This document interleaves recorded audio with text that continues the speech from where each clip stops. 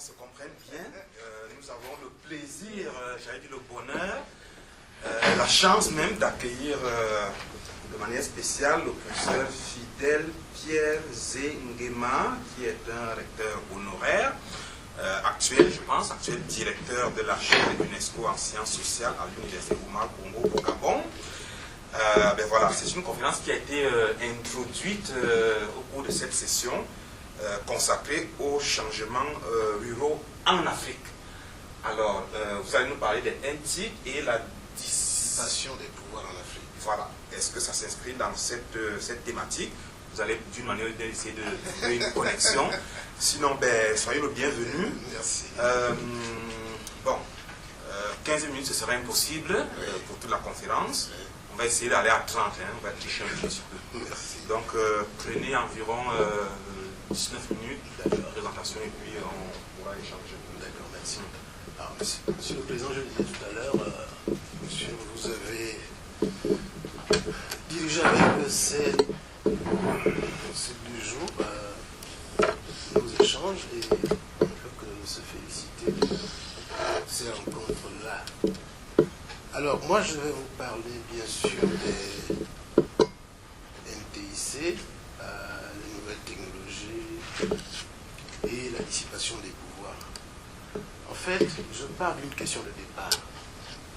C'est une question générale dans le monde. Avec, bien sûr, les NTIC, on a souvent à observer des phénomènes qui sont tout à fait contradictoires. Alors, pourquoi alors que les NTIC se généralisent, nous sommes en face du refus des diversités culturelles? C'est un peu la position d'Habermas. Les identités meurtrières, c'est un peu la position d'Amin Malouf. Le choc des civilisations, c'est Huntington. L'émergence des tribus, c'est Maffezoli. Et puis l'érection des frontières, que nous savons, bien sûr, et un autre ami disait tout à l'heure, CEMAC. Oui, moi j'ai travaillé pour la CEMAC il y a 2 jours. Et comme c'est Ali Boumou qui est le président de la CEMAC actuellement, nous l'avons travaillé au corps pour que, enfin, les Camerounais puissent venir au Gabon sans visa et vice-versa. Donc les frontières, j'en parle, effectivement, elles existent. Donc plus on s'ouvre au monde et moins on accepte le monde. En fait, c'est un peu ça le paradoxe à partir duquel je me situe, puis je me dis, bon, sur l'Afrique, comment est-ce que ça se présente? La récurrence des identismes infra-étatiques, l'émergence des conflits ethniques et le reste. Là, nous avons vu tout à l'heure ce qui se passe dans la région qui nous a été présentée. Nous avons vu hier, je suivis avec beaucoup d'intérêt ce qui se disait hier. Bon, des conflits, il y en a partout. Il y en a beaucoup. Alors que on serait tenté de dire, avec les NTIC, le monde est devenu enfin un village, pour dire comme notre Canadien Madrian. Alors donc, le constat, c'est plus les sociétés s'ouvrent sur le monde, moins elles acceptent l'altérité. Alors, notre problématique, bien sûr, c'est un peu la posture d'Habermas. La rationalité instrumentale, si on inclut les NTIC, c'est le refus de l'altérité, c'est l'absence de maîtrise des problèmes sociaux. Pourquoi? Parce que pour Habermas, la rationalité instrumentale, c'est la consommation des valeurs et des finalités de la vie individuelle et collective, et particulièrement de la solidarité qui est au fondement de l'humanité.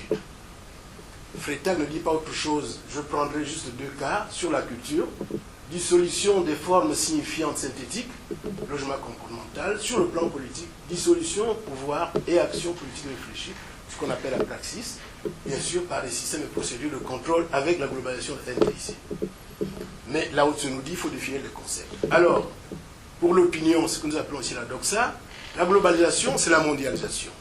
Mais pour les sociologues, la globalisation n'est pas la mondialisation. La mondialisation, ce serait le monde commun, le monde concret, le world, le Welt, le cosmos. Et pour la globalisation, pour les sociologues, c'est la dissolution de la vie sociale, la domination de la société et de la nature, par des logiques formelles et abstraites, économie de marché, développement technologique, moyens de communication et d'information. Donc les NTIC, on le disait encore hier, bon, comment vous les définissez? Mais c'est tout ça. Serveurs électroniques, satellites spatiaux, télévision, radio, presse écrite et parlée, Internet, téléphone portable, etc. L'hypothèse que je propose dans cette communication, c'est précisément de dire, pour résister à la dissolution des pouvoirs, à la dissolution de la société, et de la socialité, il faut revaloriser le savoir local et les ressources humaines. Et encore hier, j'ai suivi ça, parce qu'en fait, on se rend compte que le NTIC ne peut pas tout résoudre. On ne peut pas, comme dirait cet Exupéry, on ne peut pas faire le bonheur des gens contre leur volonté. Il faut tenir compte des gens, parce que le bonheur, c'est d'abord le bonheur des humains. Et je vais vous proposer donc 3 articulations. La globalisation du savoir, de l'information, nous met en présence ce que j'appelle les frontières incertaines de la démocratie. Je vous montrerai comment. La globalisation du savoir de l'information en Afrique, elle consomme et consonne ce que j'appelle l'effritement des pouvoirs collectifs. Et enfin, le 3e axe sur lequel j'aimerais échanger avec vous, c'est la mondialisation du savoir de l'information qui pourrait nous permettre d'instituer de nouvelles socialités.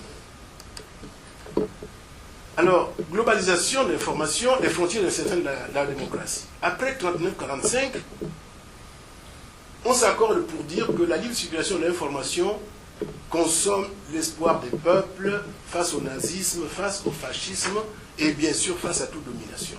Ça, c'est en gros la position des grands penseurs américains, donc Palmer Holt, et qui dit la liberté de l'information, c'est l'absence de guerre. Or, la civilisation non informée, dit-il, est une civilisation non libre, et si elle n'est pas libre, bien sûr, le monde ne peut pas subsister. Mais à cela, nous avons une autre position, c'est celle de Schiller, qui dit la liberté de l'information, mais c'est l'essor du capitalisme, c'est la domination de l'économie mondiale par les États-Unis. C'est également la position d'Habermas, les champs du monde vécu et les sous-systèmes dominés par l'idéologie de l'argent et du pouvoir, surtout dans le domaine de l'information. Alors, que Konen ne dit pas autre chose, le président de la République de Finlande en 1973, il dit le flot d'informations entre États est à sens unique. Bien sûr, on n'a pas la profondeur et l'ampleur des principes de la liberté d'expression quand on parle de flot d'informations. Ce sont ceux qui donnent l'information qui dirigent le monde.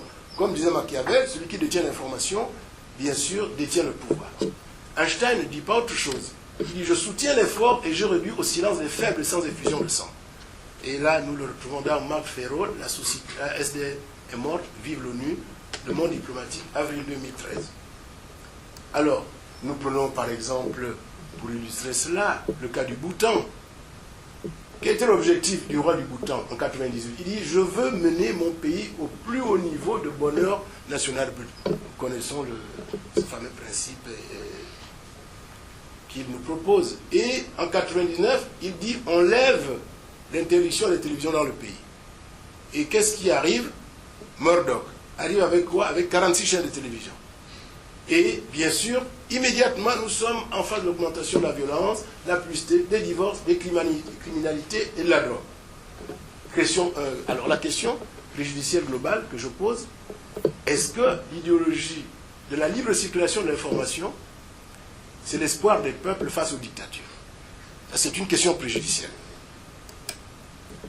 Réponse, Cohen nous la donne. Le Bhoutan, petit pays niché entre l'Inde et la Chine, a vécu en très peu de temps une transition qui a duré plusieurs décennies. Robert Putnam, qui est sociologue à Harvard, nous dit le NTIC dans la télévision, c'est l'esprit, c'est le déclin de l'esprit civique américain, c'est la dissolution du capital social, amitié, famille, vie associative. On rappelle, comme disait notre jeune collègue qui parlait hier sur le Cameroun, des églises éveillées, effectivement le capital social pour les sociologues, et c'est très important, c'est tout à fait important, et Bourdieu a vulgarisé ce concept de capital social. Et bien sûr, Putnam nous dit, nous sommes effectivement là en face des frontières incertaines de la démocratie. C'était ça le titre de ce premier point. Alors, question préjudicielle spécifique. Si nous pouvons déplorer ça au niveau du monde, et je retiens ce que disait le président tout à l'heure, nous ne pouvons pas nous contenter de parler seulement de l'Afrique. L'Afrique est dans le monde. Il faut parler de l'Afrique, mais aussi voir ce qui se passe dans le monde. Alors, voilà comment ça se passe dans le monde. Là où on produit Internet, là où on produit effectivement la NTIC.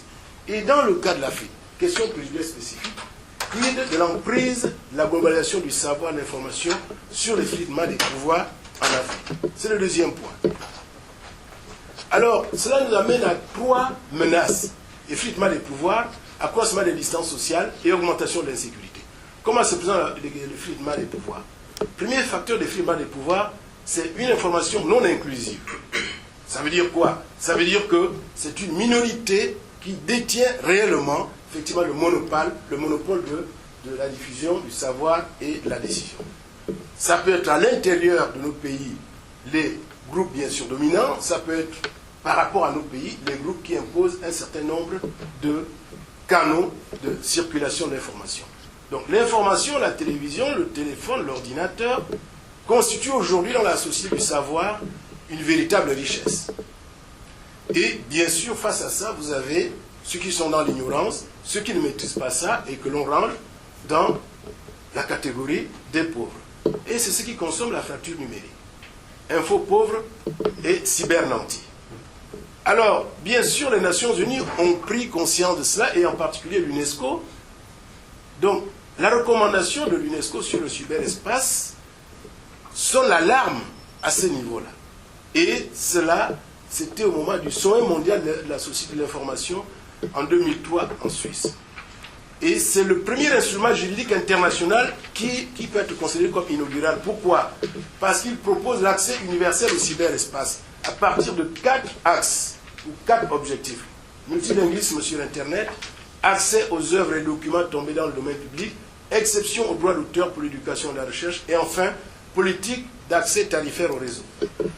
Deuxième facteur d'effritement des pouvoirs, le savoir scientifique et technique est considéré ici comme une espèce de démiurge, une espèce de monoculture, et bien sûr, c'est le fondement et la norme de l'action humaine. Pouvoir et savoir scientifique, comme dit RFI que l'on capte en mars 2003, eh bien, c'est introuvable en Afrique. La conséquence, bien, perte du savoir et effritement des pouvoirs ancestraux. Nos référents, effectivement, sont effrités de plus en plus. Nous n'avons plus la possibilité de nous situer, j'entends par exemple un certain nombre de générations, de nous situer par rapport effectivement à cette, on va dire cet apport nouveau sans jeu de mots, et il y a émergence de biens et de valeurs à l'utilité problématique. Et on voit ici, bien sûr, j'emprunte ici à l'aide, on parle de la différence entre les valeurs d'établissement et les valeurs naturelles. Et on pourrait également emprunter ici à Aristote qui parle du naufrage de l'éthique, et qui dit si bien dans la dernière phrase à l'éthique à Nicomaque, bien il faut que nous puissions prendre en nous ce qu'il y a de meilleur. Mais ce qu'il y a de meilleur en nous, ce n'est pas ce que nous avons nécessairement dans ces nouvelles configurations-là. Alors que disent les spécialistes de la théorie du rattrapage? Que les NTIC peuvent effectivement, ils proposent 3 postulats, peuvent permettre la démocratisation, l'ouverture sur le monde, la lutte contre l'ignorance et le sous-développement. Alors, est-ce des avantages supposés ou réels? Eh bien, ce que nous constatons ici, c'est que l'information fonctionne toujours à l'idéologie. C'est manipulé par le pouvoir. Et nous avons vu hier, dans les débats qui ont suivi, que, par exemple, ceux qui partent du pouvoir ou qui sont chassés du pouvoir, ce n'est pas nécessairement parce qu'ils n'ont pas la maîtrise de l'information, mais parce que peut-être de l'extérieur, on en a décidé qu'il fallait les sortir du pouvoir. Les drones interviennent, les coups d'État interviennent de l'extérieur parce qu'on veut bien sûr qu'ils partent. Donc on peut avoir cette information, on peut maîtriser ces NTIC. Si c'était le cas, ce n'est pas toujours évident que l'État ne soit pas à même de manipuler cette information-là. La reproduction du pouvoir selon les mêmes paradigmes, c'est-à-dire la falsification du réel. Là, je rencontrais un ami tout à l'heure qui me parlait d'un de ces pays où il me dit, bon, vous avez été dans ce pays, je dis oui en 93, il me dit mais repartez aujourd'hui et voyez comment le chef de l'État a falsifié effectivement la situation. Bon, préservation des intérêts économiques, toujours comme à l'échelle industrielle, à l'avantage bien sûr de ceux qui sont toujours au pouvoir. Cristallisation des distances sociales, bon, Thatcher disait la société n'existe pas et ça nous donne quoi? Pas d'entraide, pas d'ancrage. Objectif fondamental, bien sûr, c'est, comme dit le capitalisme, détruire ce qui s'oppose à lui. En premier lieu, les cultures populaires, les traditions locales, les relations de proximité, et j'en passe. Alors, comment en Afrique, nous qui voulons de l'unité, effectivement, de nos pays, nous pouvons en même temps, avec ou sans Internet, renforcer tous les processus, évidemment, qui fragilise notre unité. Les paradoxes, bien sûr, c'est la réduction des distances, c'est le monde qui est vaste, mais malheureusement, c'est la cristallisation des distances sociales, c'est la défiance. On a parlé tout à l'heure de défiance. La défiance, elle n'est pas seulement vis-à-vis d'Internet, elle est aussi vis-à-vis de la diversité. Conséquence, les NTIC deviennent des contre-symboles, outils de propagande, contre la justice, contre la vérité, contre la dignité humaine, et j'en passe. Alors, montée de l'insécurité, nous venons de le voir. Alors, je passe sur le plan structurel. Nous avons entendu hier que, c'est vrai, l'Afrique est toujours en queue de peloton, mais il faut dire que sur le plan structurel, c'est vrai que le NTIC pose problème.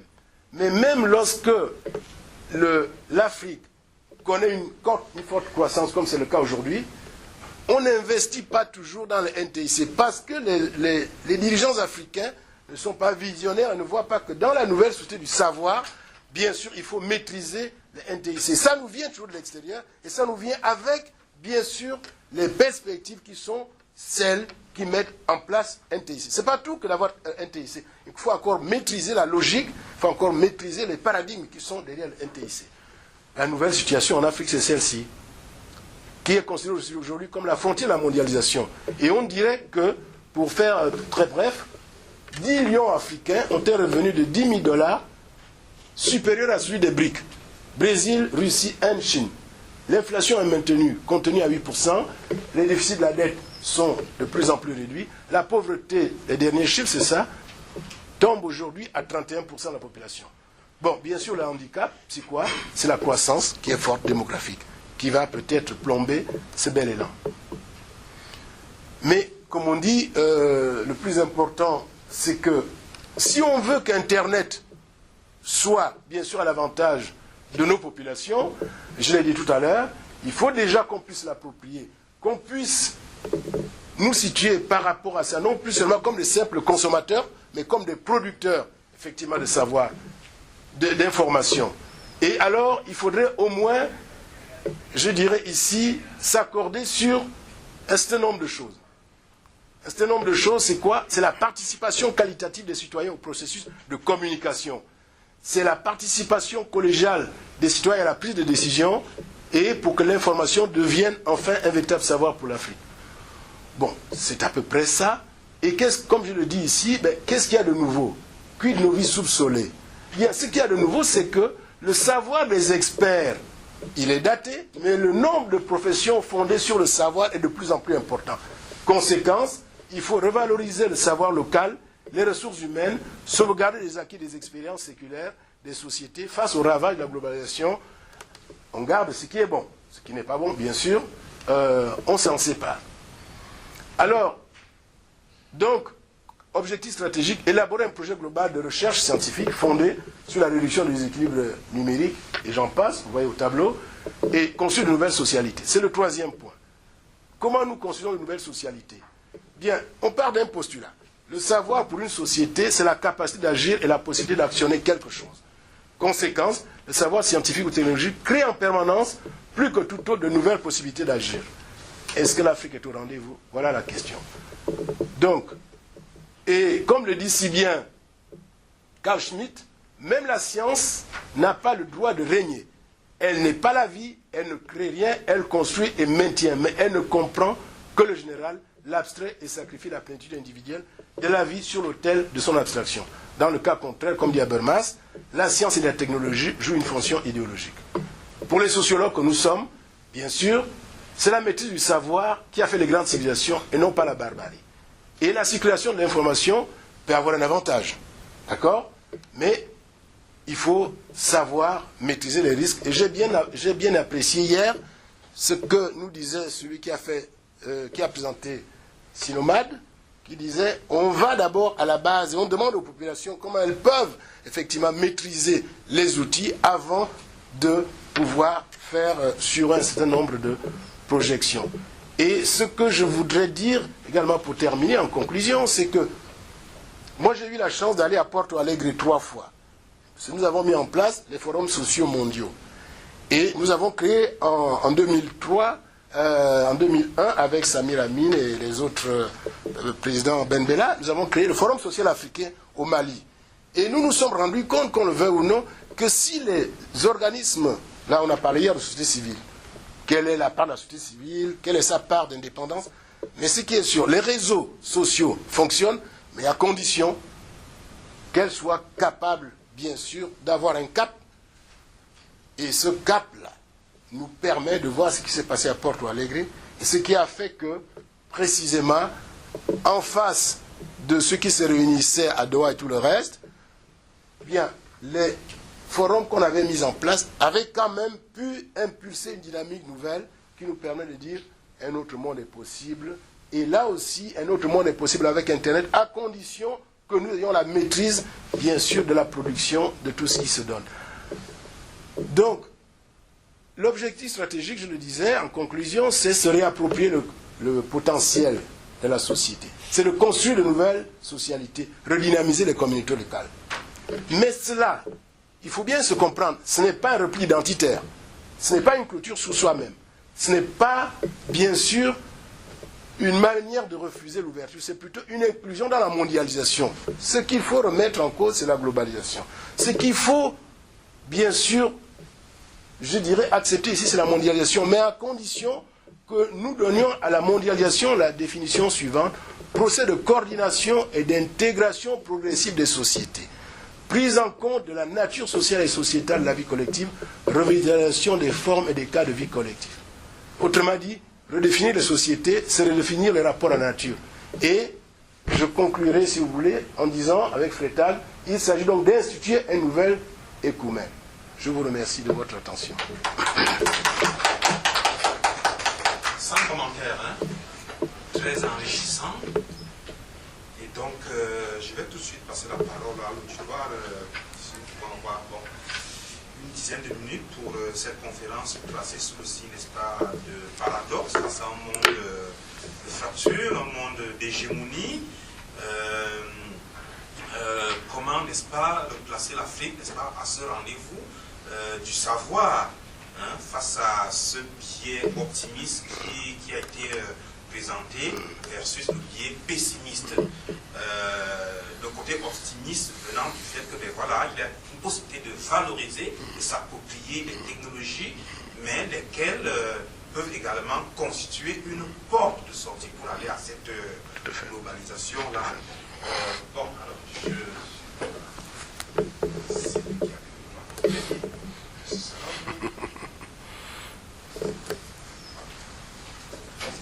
bon, 10 minutes, c'est parce que le thème de la conférence est dans le salle.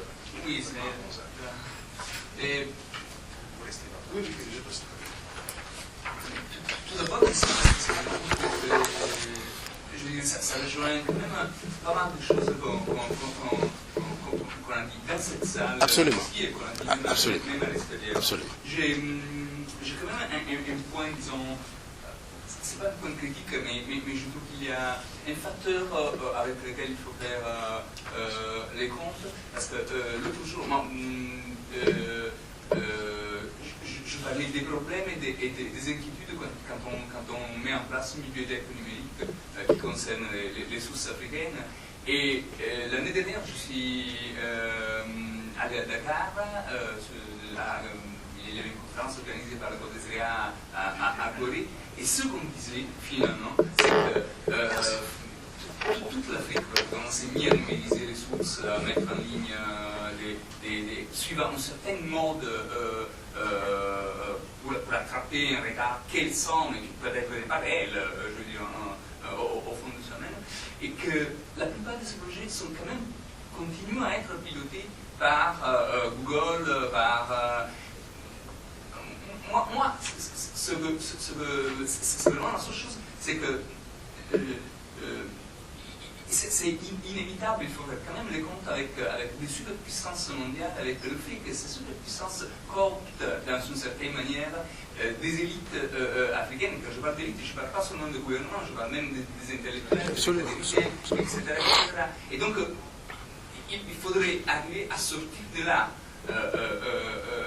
Mais c'est quand même un point assez problématique.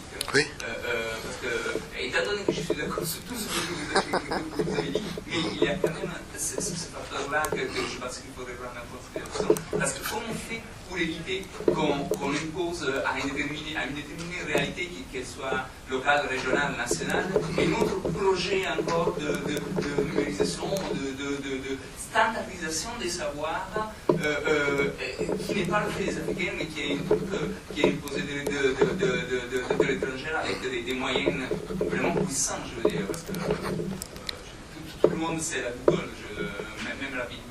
Sauf peut-être jusqu'à aujourd'hui la Bibliothèque nationale de France avec les Ghana. C'est une autre question, là. D'accord. Là, il faut être dans une posture réactive. D'accord. Hein? Est-ce que l'Afrique doit être réactive et soit face à... C'est ça, c'est ça. D'accord. Moi, je voulais poser une question par rapport à la libre circulation d'informations, quelquefois qui qualifie en tout cas sans les hypothèses, liées à l'effritement du pouvoir en Afrique, l'accroissement des différences et des sociétés. Ma question, est-ce qu'il n'y a pas du coup beaucoup plus un côté positif à travers cette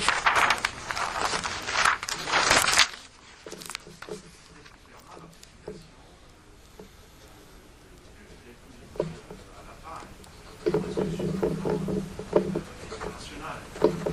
Déjà, on sait ce que ça coûte de ne pas avoir fibre optique dans un pays compte tenu de l'insertion de certaines entreprises dans les pays africains. Comme ils sont pas ce genre de problème, il n'y a pas d'internet, ça marche avec et je ne sais pas. Voilà. Donc, D'accord.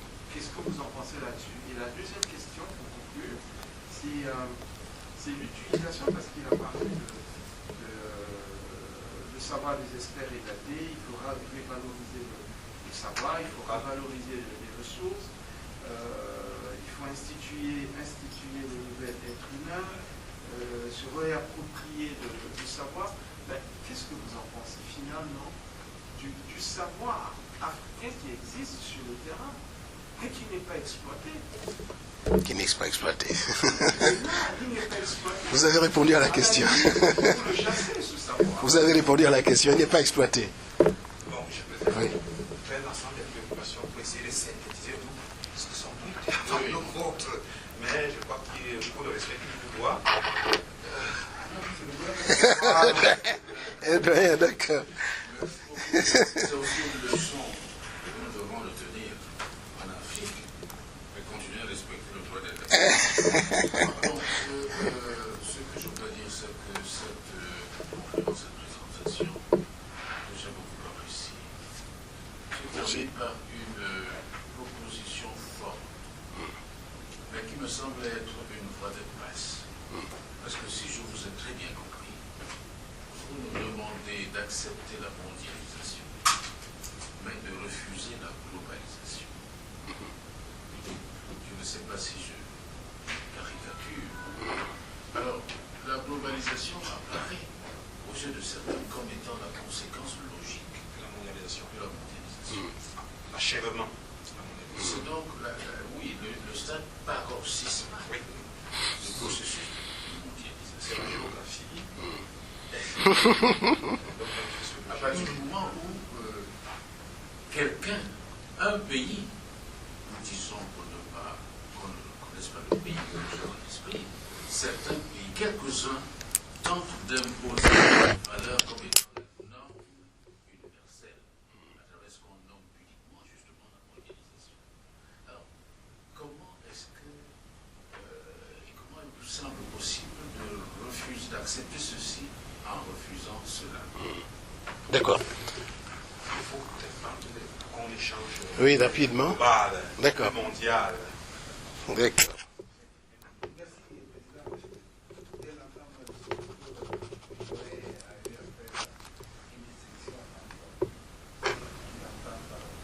Tout à fait, oui. À savoir la dissolution de la vie sociale, l'économie de marché, la mondialisation, l'ouverture à l'espace monde de la connaître. Et après, tout le développement qu'il a eu à faire,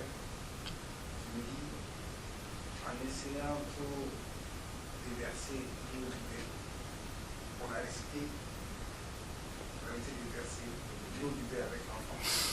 En ce sens, en retournant un peu en arrière par rapport à certains d'entre nous qui ont un background un peu différent, quand Lénine caractérisait les phases de la mondialisation plutôt du capitalisme, c'est vrai qu'il n'a pas eu à parler aujourd'hui des épaules en tant que personne, c'est plus dans les rapports entre les États. Or, aujourd'hui, nous voyons que ce ne sont plus habités les États qui dominent. C'est pour vous avez des superstructures à l'intérieur de plusieurs États qui, à travers des produits, essaient à éviter les versages sur le marché. Donc, à ce niveau, les propos du doyen appellent à cette émission de visiter le cadre politique pour mieux saisir les changements en cours et de faire des candidatures. La deuxième chose importante que j'ai appris, c'est que ce niveau de commande cette procédure, elle est possible, quel que soit par ailleurs ce que vous faites de la politisation. C'est pas du tout la politisation qui nous concerne. Absolument.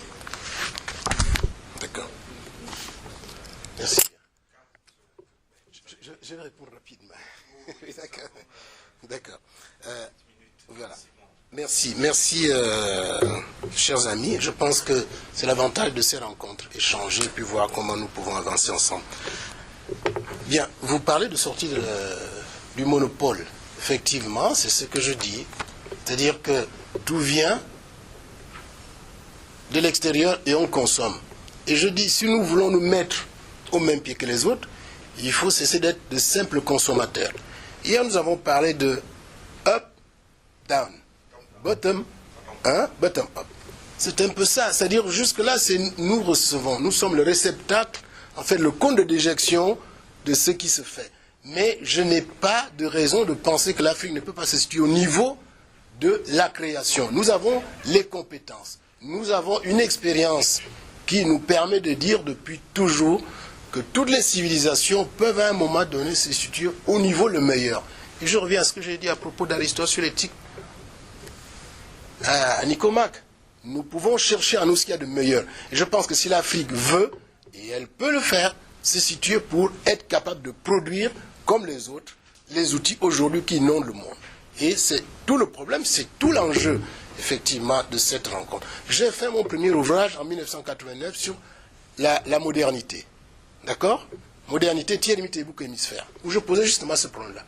Et cet ouvrage a fait, comme on dit aujourd'hui, un buzz, parce que c'est passé dans le monde diplomatique. C'est par cet ouvrage que j'ai été connu. Parce que précisément, je disais, nous ne sommes pas un tiers-monde. Nous ne sommes pas, parce que nous sommes le mythe de l'autre, c'est ça. Moi, je ne disais pas tiers-monde, je disais tiers-mythe. Le titre de mon ouvrage, c'était Modernité, tiers, mythe et bouc hémisphère. Je disais, nous sommes le mythe de l'autre. Et nous n'avons pas à être le mythe de quelqu'un.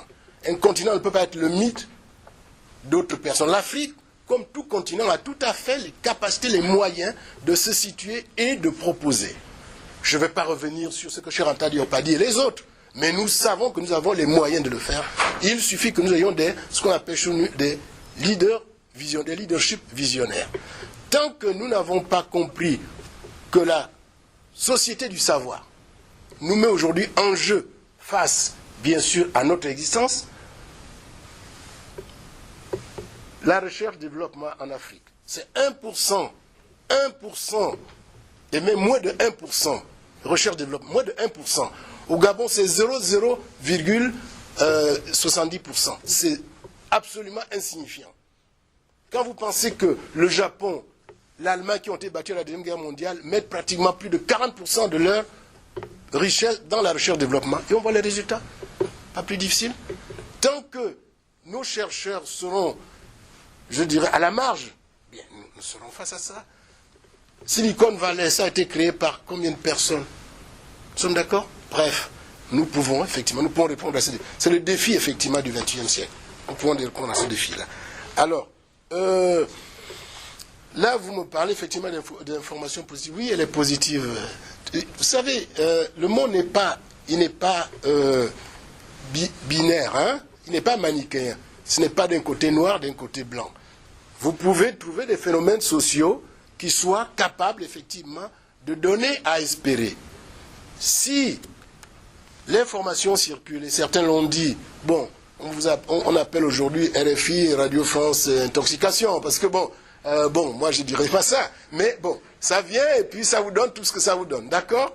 Et on finit par se rendre compte que il n'y a pas que du mauvais là-dedans, mais il n'y a pas que du bon. Comme on dit, la politique est dans tout, mais tout n'est pas politique, d'accord? Il y a des choses intéressantes que l'on peut prendre dans ces informations qui nous viennent, à condition de pouvoir serrer l'information. Trop d'informations tue l'information. D'accord? Il faut pouvoir serrer l'information. Je vous ai donné Porto Alegre, je suis parti 3 fois à Porto Alegre, j'ai rencontré Hugo Chavez, Dieu à son âme qui vient de décéder, on a eu à discuter. J'ai dit, Monsieur le Président, quelle chance avez-vous de rester au pouvoir alors qu'Allende n'est pas resté au pouvoir longtemps? Il m'a dit, j'ai l'armée, j'ai le pétrole et j'ai la population avec moi. Bon. D'accord? On a eu à discuter. Et il me disait, mais je sais que vous êtes africain, vous savez que mes parents sont africains, sa grand-mère était noire indienne, ça se trouve. D'accord? Il me dit, je sais ce qui se passe, et je sais que les problèmes que j'ai, c'est les problèmes d'information qu'on met dans mon pays, où on veut diaboliser effectivement mon régime. Bon, bref. Dernièrement encore, je disais que son décès n'est pas encore clair. Bref. Donc, oui, il y a des informations, mais ce ne sont pas toutes des informations qui sont de bonnes informations. Il ne suffit pas de recevoir l'information pour qu'on la qualifie de bonne. Il faut pouvoir la discriminer. C'est pour ça que j'étais d'accord avec Sinomad là. Bon, alors, global mondial. Mais je disais tout à l'heure, en commençant avec la haute, si on ne définit pas les concepts, on ne peut pas discuter. D'accord? J'ai défini les concepts et notre frère au fond là-bas a dit, effectivement, c'est un peu ça. C'est-à-dire, si je vous encadre dans mes concepts, c'est moi qui parle, c'est moi qui vous encadre dans les concepts. Je dis, voilà pour moi ce que c'est la mondialisation, voilà pour moi ce que c'est que la globalisation. Si vous ne rentrez pas dans ces concepts-là, on en débat. Mais si vous rentrez dans ces concepts, on suit. Mais moi je dis, voilà en sociologie comment nous définissons globalisation et mondialisation. Globalisation, nous voyons ce que ça donne. Mondialisation, c'est une ouverture, mais une ouverture, je dis toujours, qu'il faut absolument pouvoir discriminer. Nous sommes dans le monde, comme disait l'autre, nous sommes obligés d'aller dans le rendez-vous du donner et du recevoir. Le fait pour l'Afrique de se retrouver, il a dit tout à l'heure, ça ne veut pas dire qu'on se ferme. Je ne suis pas pour la fermeture, je suis pour l'ouverture, mais une ouverture responsable. Donc vous n'avez pas le choix, vous êtes dans le monde. C'est à ce niveau-là que je disais au départ, définissons, si nous définissons, comme disait Lao Tzu, nous encadrons le débat. On ne peut pas sortir les définitions que j'ai données. Voilà la globalisation, voilà la mondialisation. À partir de là, on développe. Donc, je crois que ce sont des éléments qui nous intéressent dans ce que vous avez dit et ce qu'a dit notre ami au fond là-bas en disant, faut peut-être, on a failli jeter l'enfant avec l'eau du bain hier. Non, je crois que ce qu'il faut, comme on dit en latin, pour ceux qui ont fait latin, in medio stat tous, c'est-à-dire la statue, ou plutôt la mesure est dans le juste milieu. D'accord? Elle est dans le juste milieu. Il faut savoir refuser ce que nous devons refuser.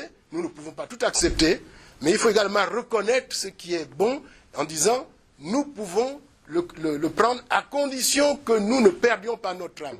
C'est ça fondamentalement qui est important là. Et je crois que je reviens encore à un autre ami qui était de Dakar hier, qui nous parlait de Dakar. Moi j'ai eu l'occasion d'aller à Dakar, de rencontrer Cheikh Anta Diop. Quand je relis ces grands savants, je me dis, il n'y a aucune raison que l'Afrique désespère d'elle-même. Elle n'a pas à désespérer d'elle-même.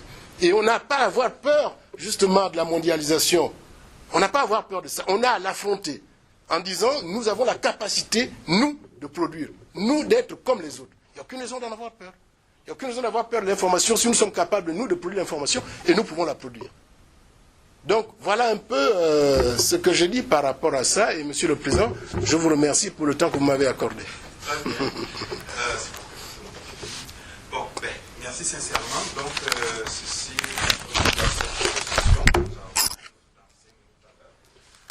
merci une fois de plus. Voilà. Est-ce que l'Afrique se cherche? Est-ce que l'Afrique doit se définir ou se redéfinir? Est-ce que l'Afrique doit se valoriser? Est-ce que l'Afrique ne doit pas ouvrir la porte à une nouvelle mondialisation? Donc voilà des questions auxquelles nous devons tous nous atteler. Pourquoi pas définir son propre hégémonie? J'appelle ça dans mes travaux l'hégémonie intellectuelle africaine. Absolument. Et c'est possible possible.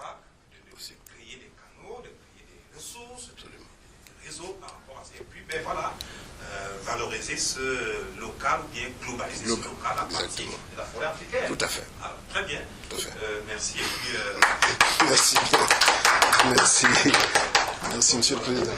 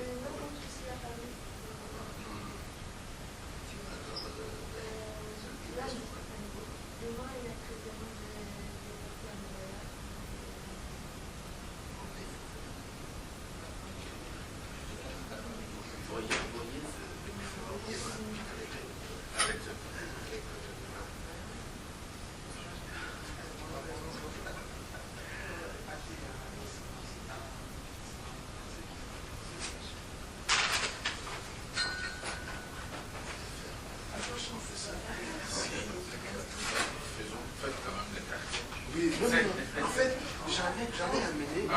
C'est fini. C'est fini. Ben voilà.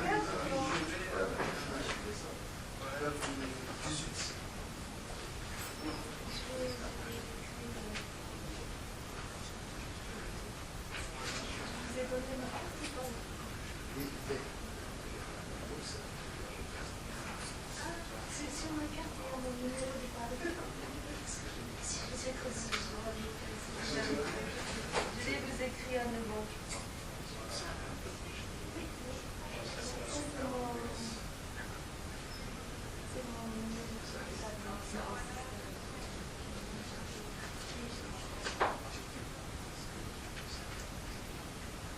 demandé écrire votre oui, ça serait bien de recevoir tout ça par exemple et congés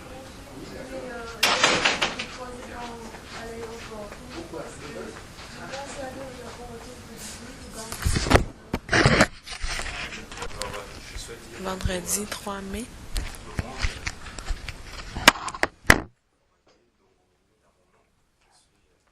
Je suis associé ici à l'UPC Carleton. J'ai le plaisir de présider cette session consacrée au changement du lot en Afrique. Deux conférences étaient prévues, mais une a été annulée. Alors, celle-ci aura une stature un peu spéciale parce qu'il est possible que vous soyez seul. Et dans ces conditions, plutôt que les 30 minutes allouées à chaque session, vous aurez le loisir, n'est-ce pas, de nous entretenir pendant plus d'une heure. Cependant, il est fort possible que le professeur Fidel Pierre Zengema, qui est le recteur honoraire et en même temps directeur de la chaire UNESCO,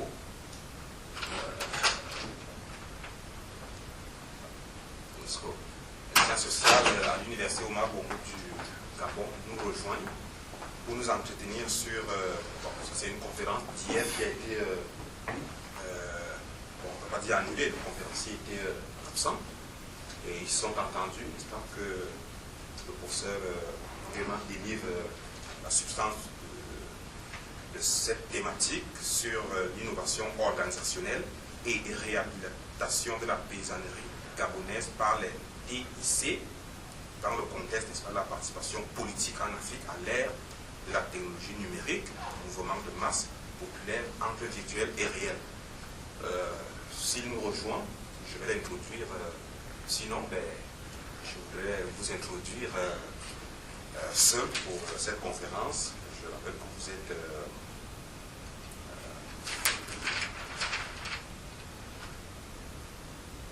Wilfried Armel Mabonzo et que nous venez tout droit, n'est-ce pas, de l'Université de Montréal. Et donc, votre conférence ce matin va porter sur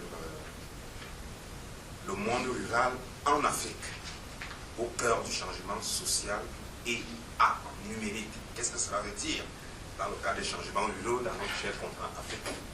Alors, vous avez la parole pour environ 30-35 minutes, si ça va jusque-là, et puis nous aurons le temps d'échanger. Merci beaucoup. Donc, je suis Wilfried Armel Mabonzo, je suis originaire du Congo-Brazzaville. Et de par mes recherches, mon cursus académique, j'ai eu la chance effectivement d'étudier au Cameroun, de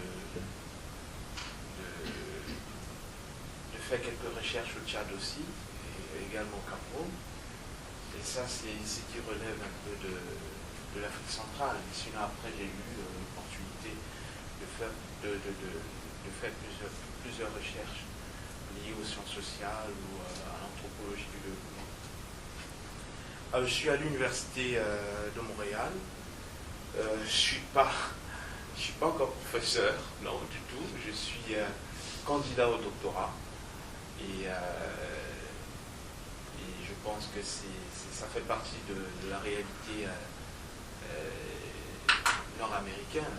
On est candidat au doctorat, on est assistant d'enseignement ou chargé de cours, quelquefois. Donc voilà, je suis un peu, de temps en temps, je fais ce travail d'assistant d'enseignement où quand le collègue n'est pas là, je peux le remplacer pour plein cours. C'est des choses que j'ai eu à faire. Alors donc je vais vous parler ce matin du monde rural en Afrique, au cœur du changement social et numérique, et du numérique. Au fond, j'aimerais d'abord bien préciser qu'en réalité, lorsque je parlais de l'Afrique, parce que l'Afrique, c'est pas un pays. C'est pas un pays comme certains peuvent le croire. pense que je suis confronté à un public qui sait très bien que l'Afrique c'est un continent. Et là-dedans, il y a plusieurs pays. Et moi, je veux beaucoup plus m'attarder sur les réalités qui touchent un peu l'Afrique centrale. Et lorsque je parle d'Afrique centrale, je veux plus précisément faire allusion à un cas bien précis qui est lié au Guéra. Et le Guéra fait partie de la région un peu du centre du Tchad. Hein, c'est au cœur du Tchad. Un peu, quelquefois, il y a une partie qui touche un peu la partie septentrionale du Tchad, mais le lieu où j'ai habité, le lieu où j'ai eu la chance de mener quelques recherches en sciences sociales au Tchad, c'est effectivement le Guéra, c'est la région du Guéra. Alors, en termes de plan, j'ai prévu dans un premier temps de faire écho du monde rural en Afrique.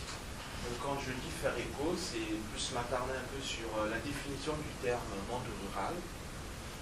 Et après, je pourrais toucher quelques caractéristiques du monde rural. Le deuxième point, je ferai allusion aux organisations paysannes en Afrique. Et je réitère qu'en termes d'Afrique, je vais beaucoup plus m'appuyer sur l'Afrique centrale, donc le Tchad.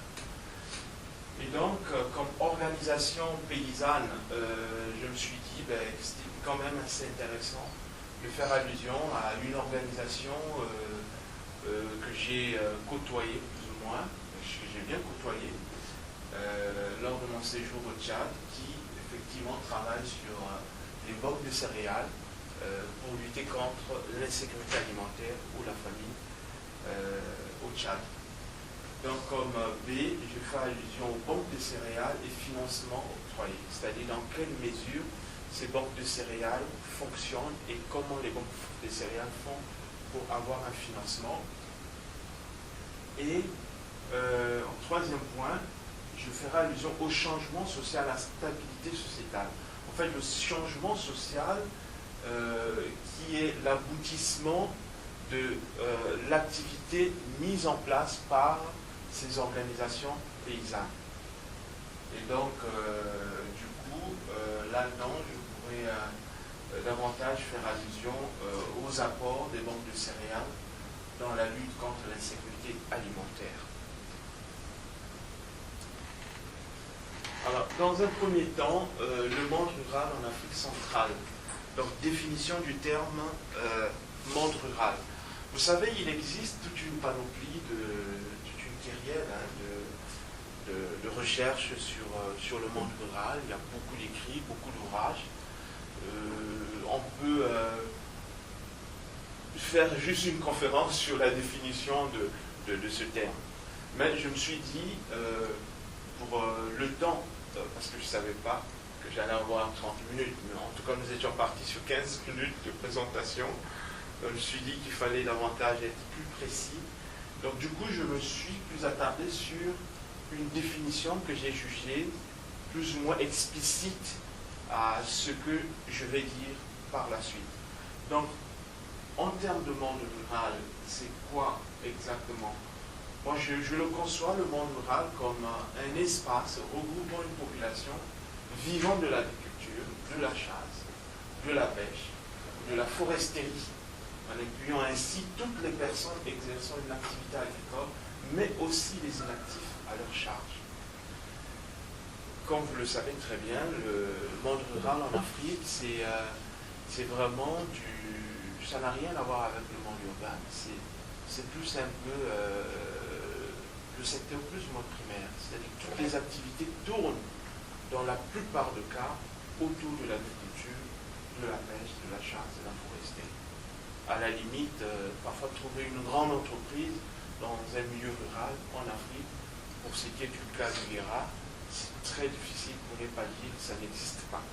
Donc je me suis dit que cette définition pouvait davantage expliciter ce que je vais développer par la suite en parlant du monde rural en Afrique. Alors, le secteur agricole est dans la plupart des cas, surtout pour ce qui est du Guéra, le premier pourvoyeur d'emploi. Donc, en termes d'agriculture, il y a quasiment 60 à 80% de la population vraiment qui vit l'agriculture et qui se nourrit. La population s'est nourrie à 90% de cette activité. Donc l'agriculture, si vous voulez, c'est un peu le poumon de l'activité économique dans cette région du Guéra.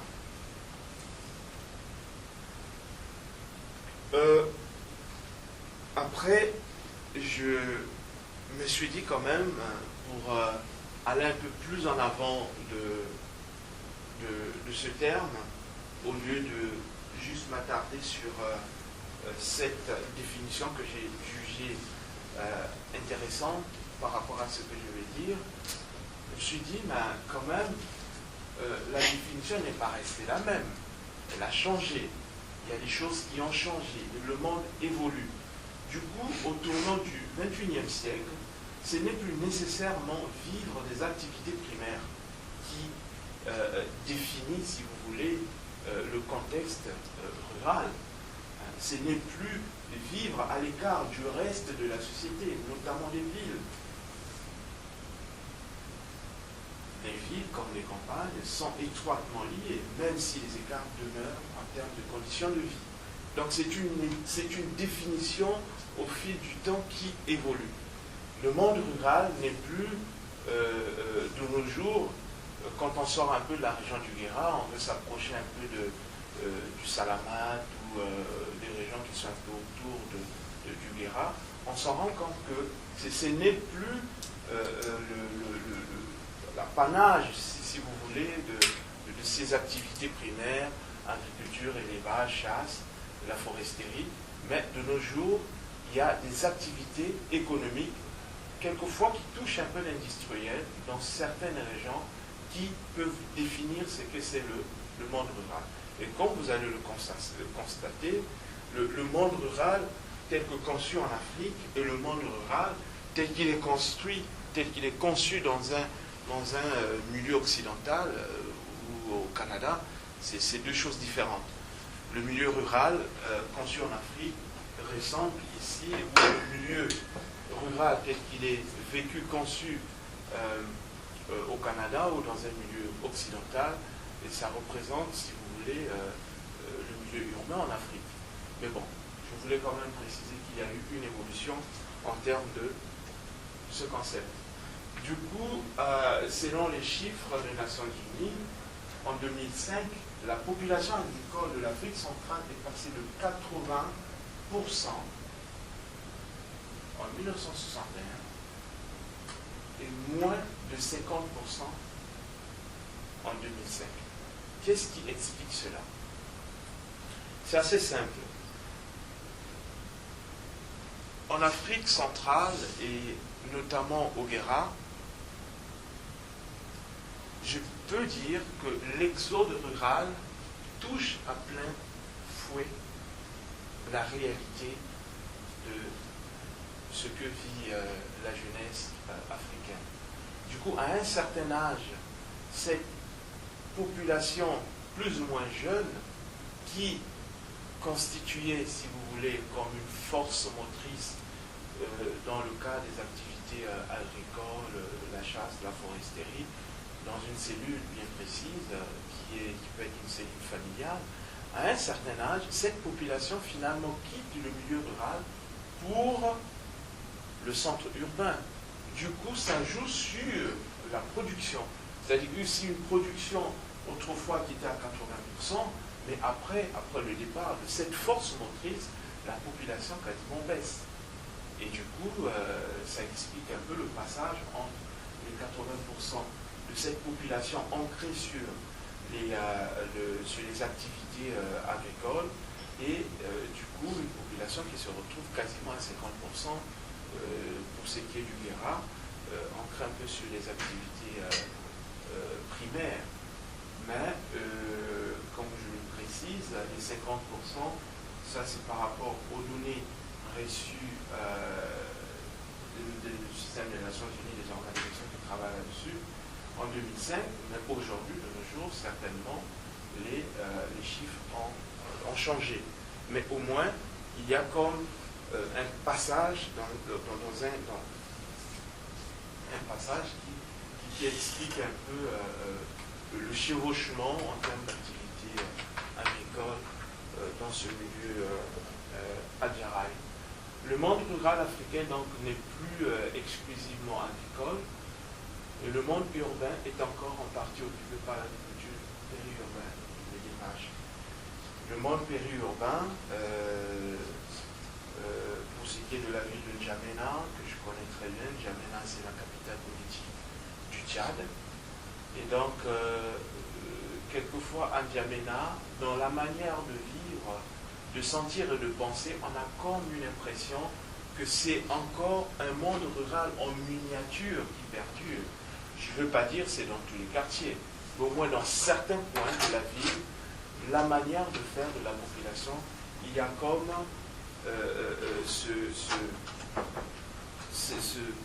cette manière de travailler, de penser qui perdure. Et dans ce milieu périurbain, si je prends le cas de la ville de N'Djamena, il y a effectivement des activités agricoles qui continuent. Les gens qui habitent quelquefois très proches du centre-ville développent en même temps des activités agricoles.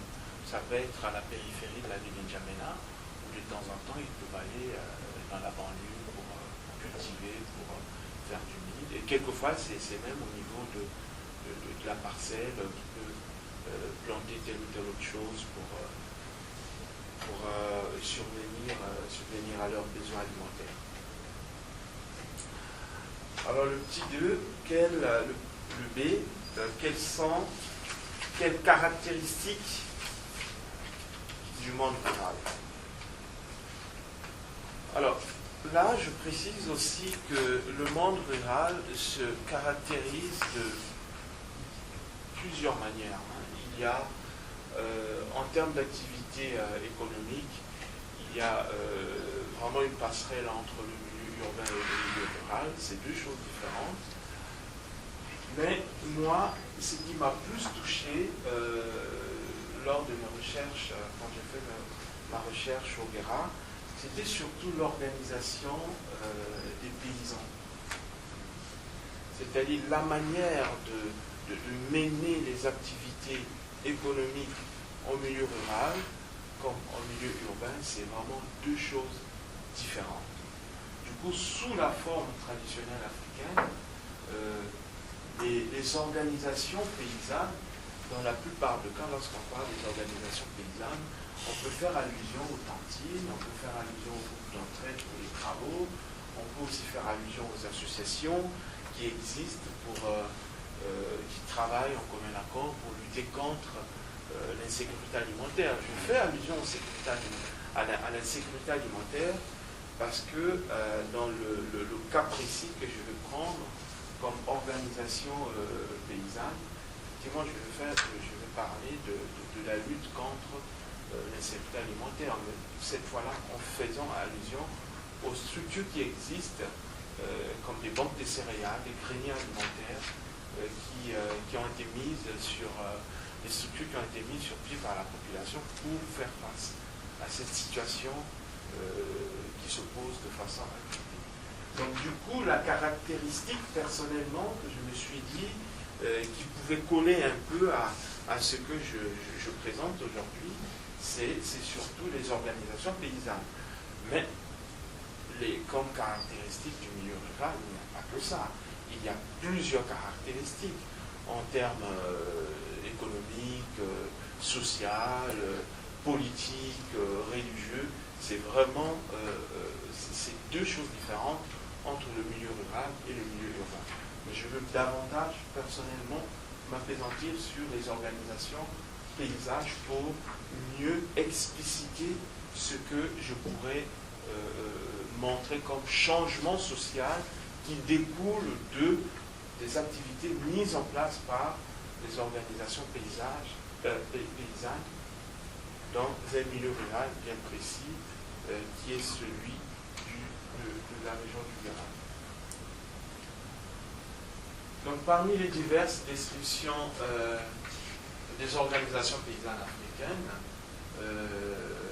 celle des Adjara, donc celle qui est plus liée à la région du Guéra,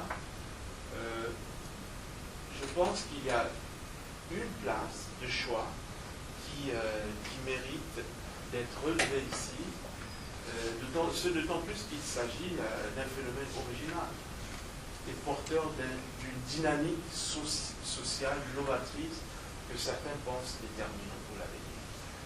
Dans un milieu comme le Guéra, comme je l'ai dit tantôt, les organisations paysannes, de par les activités mises en place à travers les banques de céréales, la construction des écoles, la formation, l'appui aux activités féminines, il y a comme ces organisations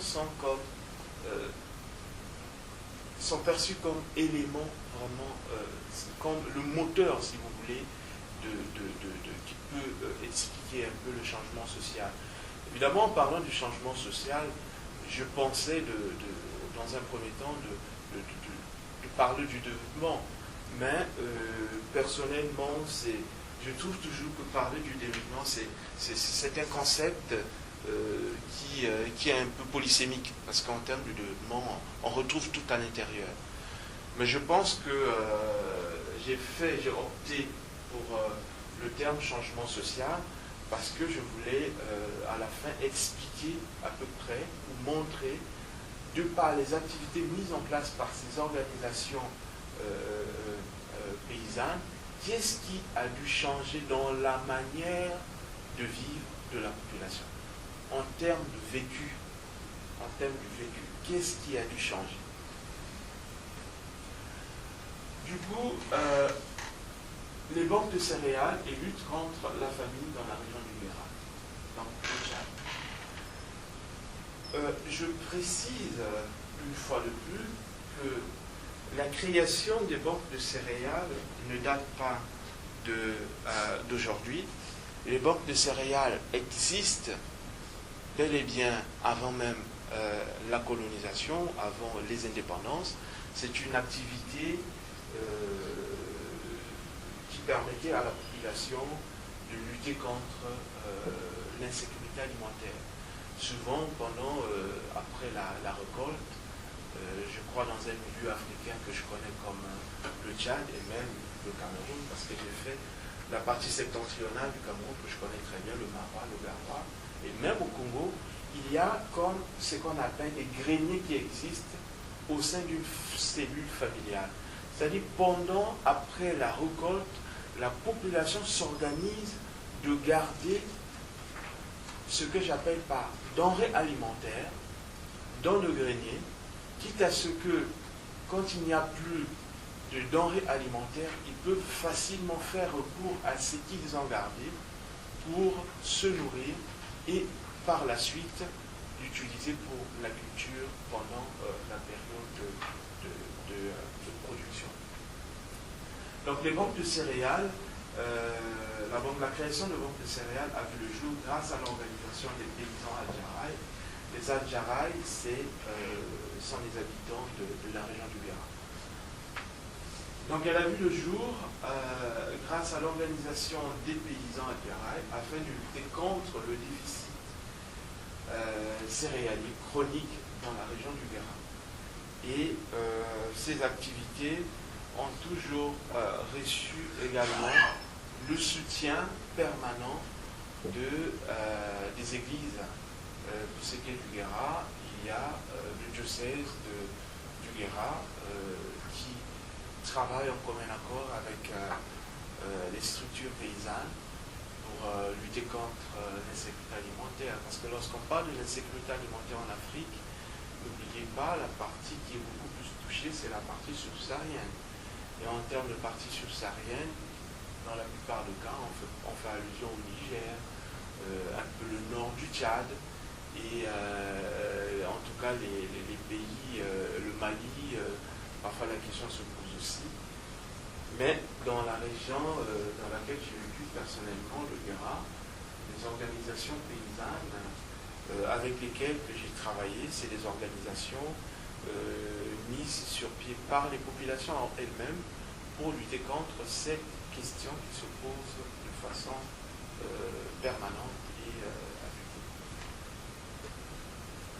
Donc il s'agit d'un cadre permettant aux populations de mettre en œuvre des stratégies pour changer leur milieu social, sauvegarder leur autonomie, réaliser leurs projets, faire valoir leur point de vue sur des affaires du village ou pour bénéficier des actions de développement. Je dis, ça leur permet de bénéficier des activités, des actions du développement, tout simplement parce que l'État tchadien n'intervient pas ipso facto dans tous les milieux ruraux.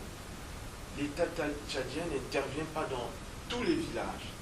Du coup, il y a comme une prise en charge de la population paysanne elle-même.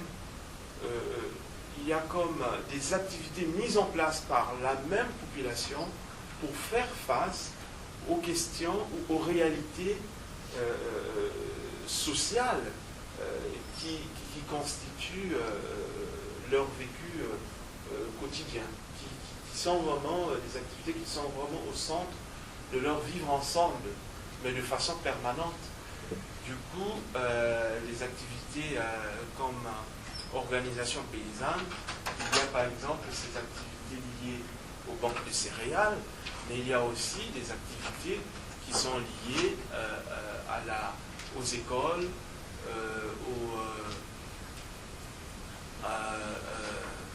à l'agriculture et sur plusieurs, disons, sur plusieurs activités. Mais je me suis dit, la plus importante personnellement, qui m'a beaucoup plus attiré, ou que j'ai trouvé assez importante pour faire écho, c'était surtout cette activité paysanne, mais cette fois-là, qui travaille sur les banques de céréales. Alors, comment fonctionnent les banques de céréales? Autrefois, les banques de céréales fonctionnaient sans pourtant recevoir un financement de la part d'une organisation quelconque. Mais de nos jours, avec l'appui des organismes de développement, les banques de céréales, pour ce qui est de la région du Guéra, qui travaillent en commun encore avec la mission catholique au Tchad. Donc ces banques reçoivent, si vous voulez, une somme de 500 000 francs CFA. Et la somme, cet argent, permet à la banque de céréales, comme organisation paysanne, de s'acheter 50 sacs de mil pendant la période de soudure. Au fond, la période de soudure, c'est la période de famine. Et le remboursement de l'argent perçu se fait en nature à la fin de la récolte, avec un intérêt de 25% pour un sac de 40, pour un sac, et puis de 40 bols de mil en fait. Je me vite avancer. Du coup, pour... D'accord. Du coup, comme apport de ces banques de céréales qui existent dans cette région du centre du Tchad,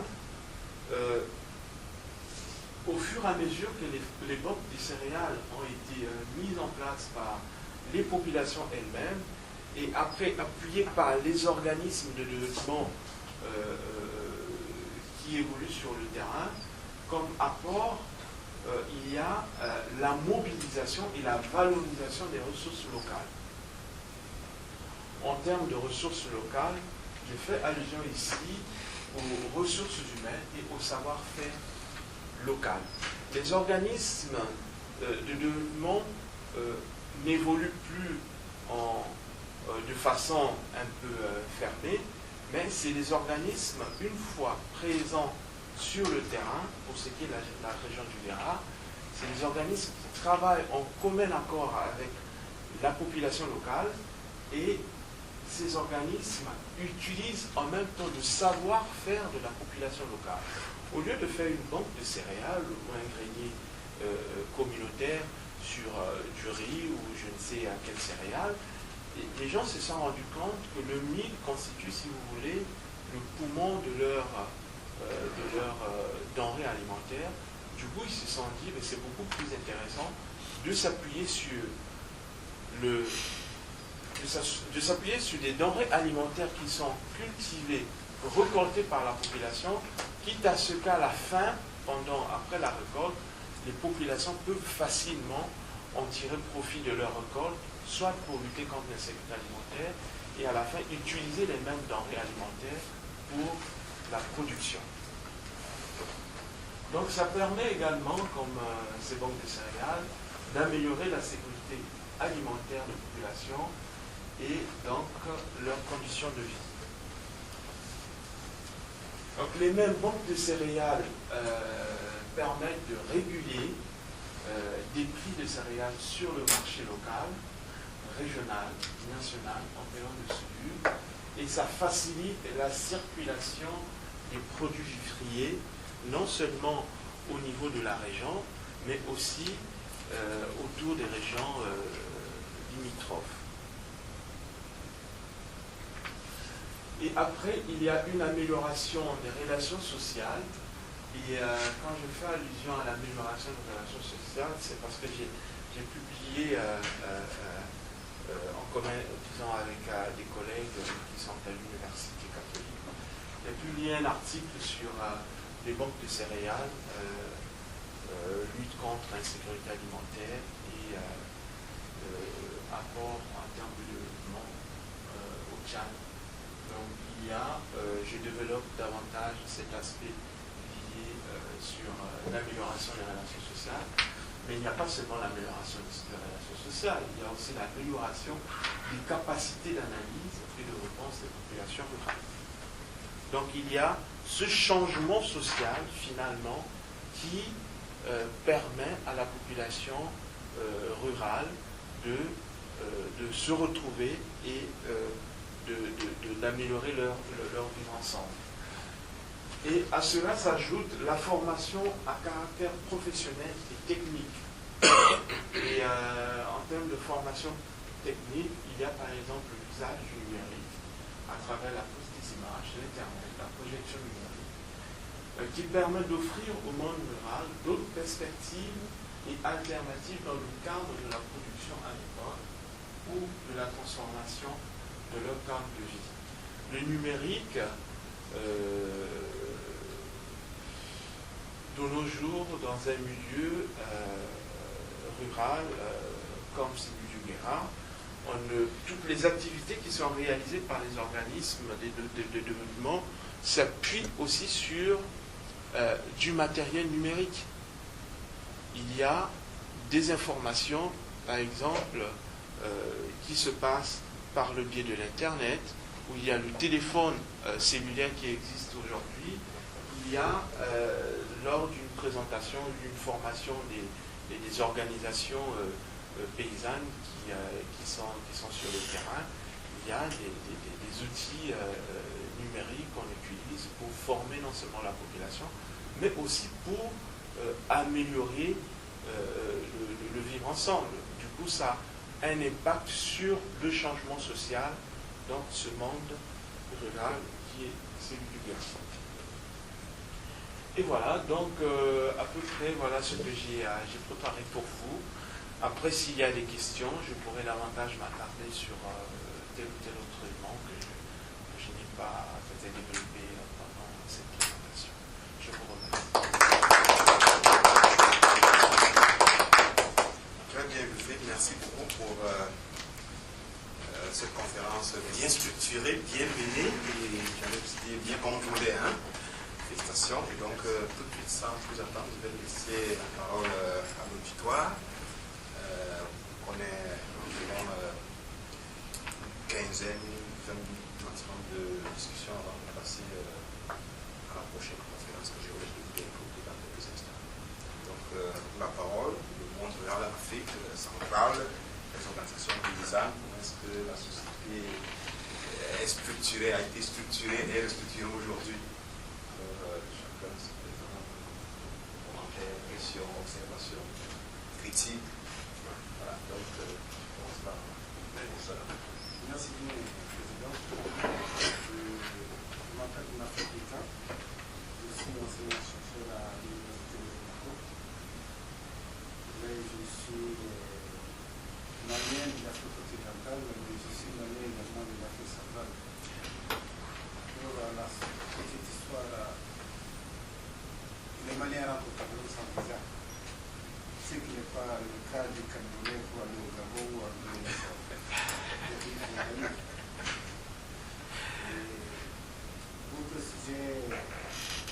Votre sujet m'a attiré à plus de titres. Je fais partie des programmes de recherche multi-pays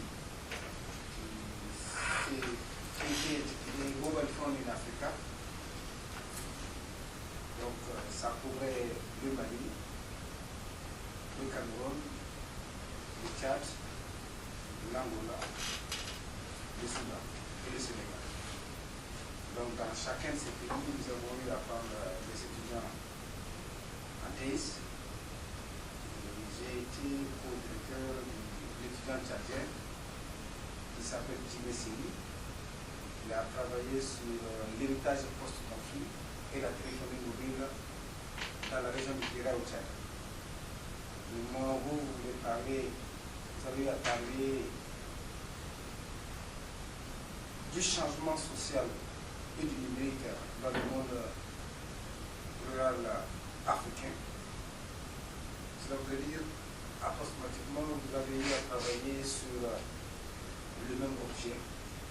Bien vrai que dans votre présentation, vous êtes limité essentiellement à nous parler du changement social et la part du numérique. Vous avez affaire à stratégie de ne pas parler de ce numérique en tant que tel. Mais ce qui m'intéresse pour que nous puissions échanger davantage pour comprendre cette problématique, c'est le Guéra en tant que tel. Le Tchad est un pays enclavé. Le Guéra est situé dans la région centre du Tchad. Donc le Guéra est encore enclavé à l'intérieur du Tchad. Or, bientôt 40 ans, le Tchad est traversé par des conflits. Et la région du Guéra a été toujours une région convoitée, autant par les forces gouvernementales que par les forces rebelles. Si les forces gouvernementales y rentrent les matins, d'abord c'est pour en chasser les rebelles et en même temps à essayer d'avoir l'assentiment de la population. Et la nuit, c'est le tour des forces rebelles.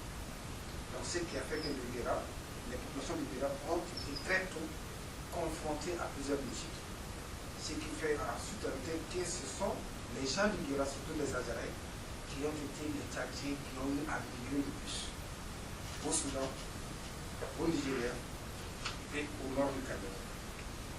Donc, face à ces divers mouvements dus au conflit depuis plus de 40 ans et les mouvements migratoires qui ont eu à conformer l'espace mental de ces populations, il ne faut pas rester en marge des progrès de la science et de la technologie, et ne peut pas rester en marge des signes de la modernité.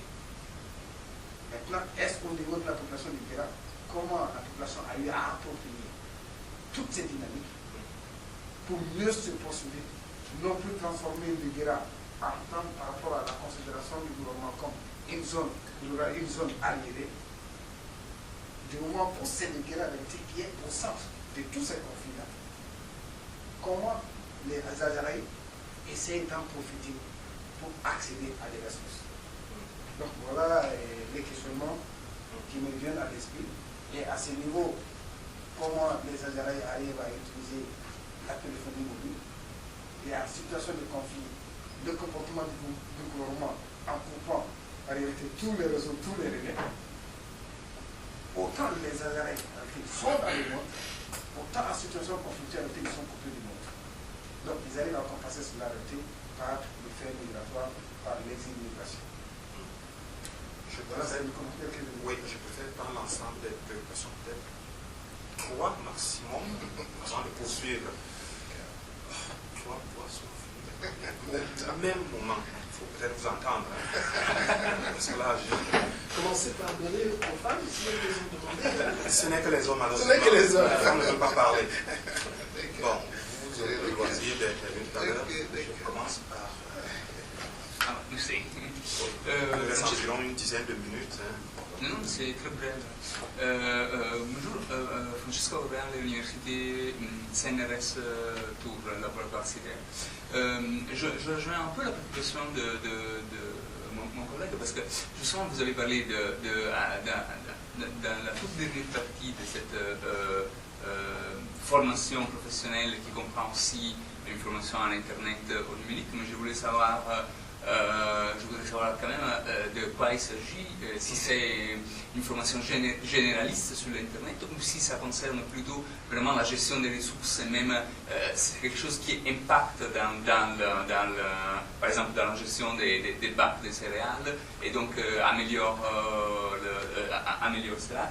Et une autre chose, c'est qui finance cette formation? C'est l'État, c'est des ONG, c'est des collectivités locales? Merci. Bon, je préfère qu'il ait réagi, parce que c'est assez substantiel. D'accord. D'accord. Ben, je vous remercie pour les questions. Évidemment, la région du Guéra, c'est une région planée. Si je dois comparer le Guéra à une autre région, Chagri-Bagrimi ou Logo, c'est deux choses différentes. Pour une simple raison, les routes sont, dans certains endroits, les routes ne sont pas praticables.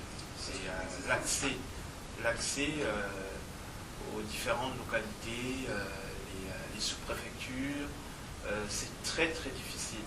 Donc, l'enclavement de cette région du Guéra, c'est une question actuelle, c'est vraiment une question pratique. Donc ça ne laisse personne indifférent, mais comme vous l'aviez expliqué, le Guéra a toujours été au centre de conflits. Généralement, quand les rebelles quittent la partie septentrionale du Tchad et qu'ils veulent aller à N'Djamena ou dans la partie sud du Tchad, ben, c'est leur passage. Ils passent toujours par le Guéra. Et j'ai vécu effectivement les troubles politiques. J'étais encore au Guéra en ce moment-là. Ça devait être en 2010. Les rebelles sont partis du nord pour N'Djamena. Et la première des choses à faire, c'était qu'il fallait couper le téléphone. Et déjà le téléphone, l'accès au téléphone, ça ne date pas de... C'est récent, à peine, c'est des années 2002, 2003, 2004, 2005.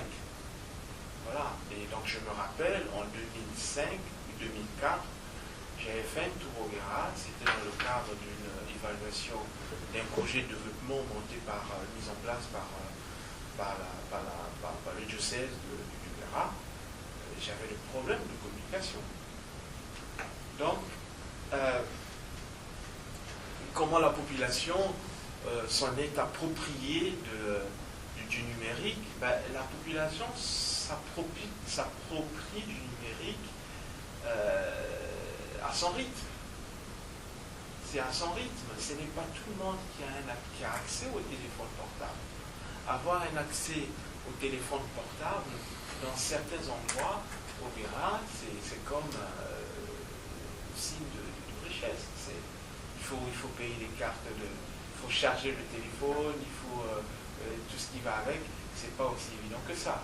Mais au moins, les compagnies téléphoniques, pour parler du téléphone, du cellulaire, s'y sont arrangées d'être plus ou moins présents à Mongo.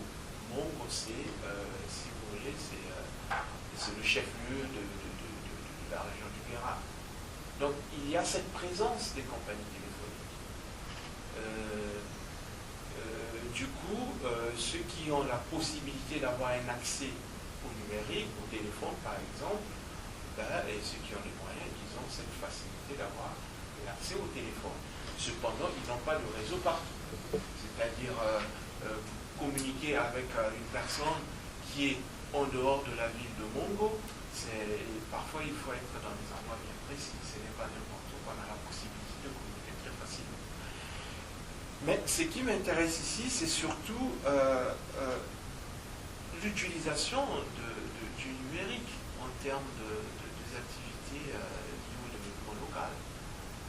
Les organismes qui évoluent sur le terrain, si je parle de ACRA, c'est un organisme de développement italien qui appuie des activités de développement sur le terrain. Il y a aussi Oxfam qui est sur le terrain. Oxfam, c'est un organisme international. Et donc, ces organismes, pour la gestion des banques de céréales, par exemple, ont mis en place des structures numériques qui permettent à la population de s'auto-gérer.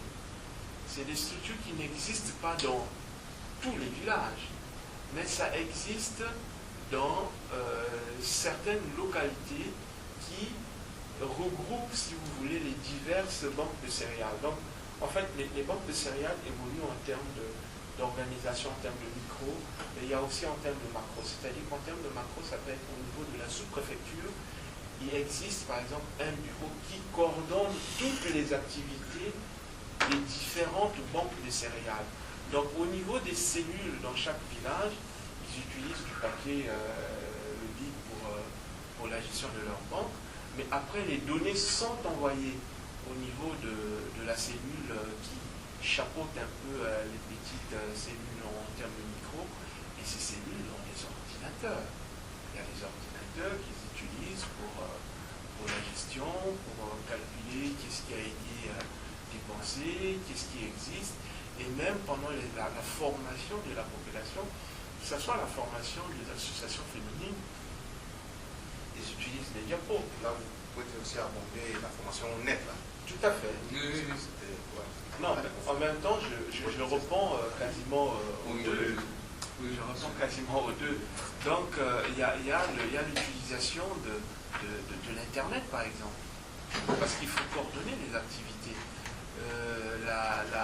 Le siège social de cet organisme de développement ACRA-Guéra, c'est à N'Djamena. Ceux qui travaillent, les représentants de ACRA ne sont pas dans les différentes régions du Tchad. Ces représentants ne sont pas à Mongo, ils ne sont pas en Guéra. Du coup, ils utilisent effectivement l'Internet pour communiquer. Il y a le téléphone mobile. Il y a aussi des ordinateurs qui sont utilisés pour restituer toutes les données récoltées au niveau des associations paysannes.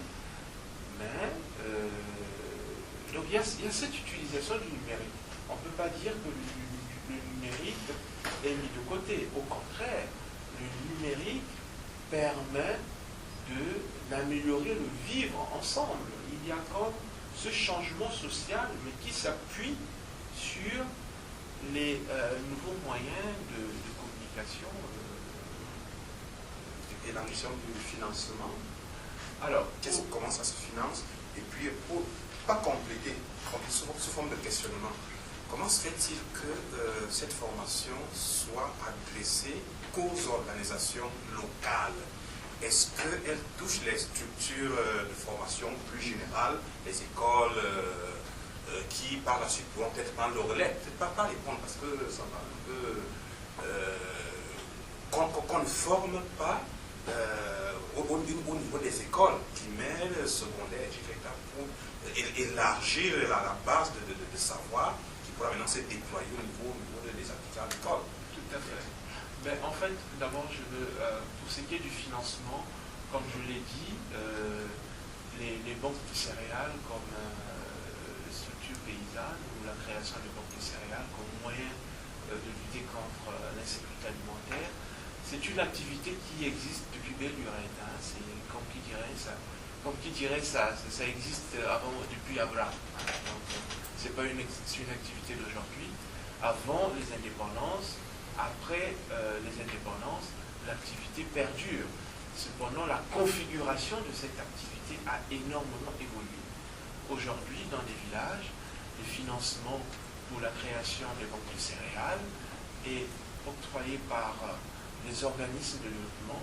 Le cas de Accra, il y a Oxfam qui travaille là-dessus. Il y a le FIDA qui appuie des organisations paysannes qui mettent sur pied des moyens pour lutter contre l'insécurité alimentaire.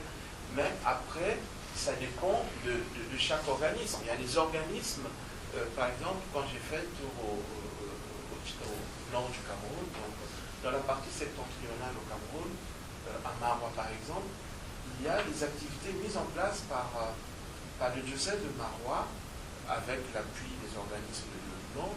Le financement n'est pas donné sous forme de prêt. Dans certains villages, le financement est donné comme appui aux activités paysannes, aux activités locales. Donc l'organisme de développement ne s'attend pas à ce que l'argent soit remboursé. Ce qui n'est pas le cas du Guéra, par exemple. Parce qu'au Guéra, ça se fait sous forme de prêt-remboursement. C'est-à-dire qu'on vous prête 500 000, vous utilisez 50 sacs de 1000 au niveau du village, vous partagez le 1000. Le 1000 sert non seulement pour la consommation afin de lutter contre l'insécurité alimentaire, mais après, il sert également pour la culture. Mais quitte à ce que, à la récolte, le même 1000 est remboursé, mais sous forme de coraux, sous forme de bols, en fait. L'avantage, c'est que ce prêt qui est remboursé permet à l'organisation paysanne de s'auto-gérer. Parce que ce 1000 qui est remboursé, après, devient comme un bien de la structure qui sert non seulement à lutter contre l'insécurité alimentaire, mais d'agrandir, si vous voulez, la banque. Et en termes de formation, au Guéra, par exemple, il y a des écoles communautaires qui existent. Et des écoles communautaires, il y a des programmes, il y a des programmes scolaires à partir desquels les élèves reçoivent déjà quelques cours un peu de façon classique, hein, comment cultiver, comment faire ceci. Voilà, il y a des petites structures comme ça qui existent pour aider à la population qui connaît ce changement. Très bien. Alors, 10 minutes, il y avait 2 doigts en l'air. Je vais d'abord la parole au professeur Bourdi, professeur recteur, et la dernière des dernières minutes. Merci beaucoup. Donc, je vais d'abord dire aux conférenciers que quand ils parlent de Maroua, de Garoua, au Cameroun, pour que ceux qui ne connaissent pas ici soient bien fixés, ces noms ne désignent pas prioritairement le monde rural. Ce sont des noms de villes, même s'il faut reconnaître quand même une présence paysanne dans les villes, de manière générale dans les villes africaines, mais Maroua, Garoua sont des villes, des centres urbains ou des capitales régionales, des régions de l'extrême nord pour ce qui est de Maroua et du nord pour ce qui est de Garoua. Mais si je devais restituer l'essentiel de ce que j'ai retenu de cette excellente conférence que vous venez de faire, je vous dirais que j'ai retenu que le numérique intègre de plus en plus le monde paysan et qu'il impacte la vie sociale. Je ne veux pas bâcler, mais c'est ce que moi j'ai retenu. Or, vous devez savoir que les problématiques du développement, et là vous avez raison également de préférer le mot changements sociaux à celui de développement plus ou moins galvaudé, dans cette problématique des changements sociaux comporte une dimension psychologique et mentale très importante et qui peut se traduire, s'agissant de l'intégration des technologies, ça peut se traduire par des attitudes de méfiance, de doute, d'indifférence, parfois de rejet. Souvent, certains regardent cela avec, en se disant, ça c'est la chose du blanc, c'est la magie du blanc. Alors je voudrais simplement savoir comment vous avez aperçu cette méfiance-là. Est-ce que votre présence sur le terrain, vos recherches notamment dans les zones, la région de Guéra et même dans les régions de l'extrême nord du Cameroun, est-ce que vous êtes heurté à cette méfiance-là? Autrement dit, quelle est la réception que le monde paysan vous semble réserver à cette chose du blanc? Oui, merci. Monsieur le Président, je vous le disais hier, vous présidez bien les séances, je crois que ça nous permet de gagner du temps et d'aller à l'essentiel. Alors, je suis arrivé pratiquement à la fin de cette communication. C'est sûr que je me rapprocherai de notre jeune ami. J'avais juste deux questions. La première question, on donne 25%, c'est bien ça? 25%, c'est ce que l'on doit ristourner. Alors, la première question, donc, je veux savoir, est-ce que c'est pas trop pour, bien sûr, les moyens dont dispose la population? Est-ce qu'on ne frôle pas l'usure à ce niveau-là, 25%? Et d'autre part, apparemment, on pourrait être tenté de dire que nous sommes là soit dans des formes de coopératives, soit dans des formes de tantinat. Ça se présente exactement comment?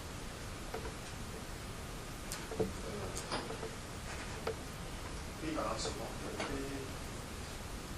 Dans son développement tout de suite, il a parlé de la présence de ce métier. Et finalement, quand il a parlé d'Oxfam à ce niveau, Oxfam, ce n'est pas un organisme international, c'est une ONG. Dominance essentiellement chrétienne. Or, le Guéra étant fondamentalement un lieu de dominance musulmane. Du fait qu'en réalité, la région a été largement désaffectée par l'État. C'est pour plus les logiques ONG qui viennent pour capter la population et essayer de convertir.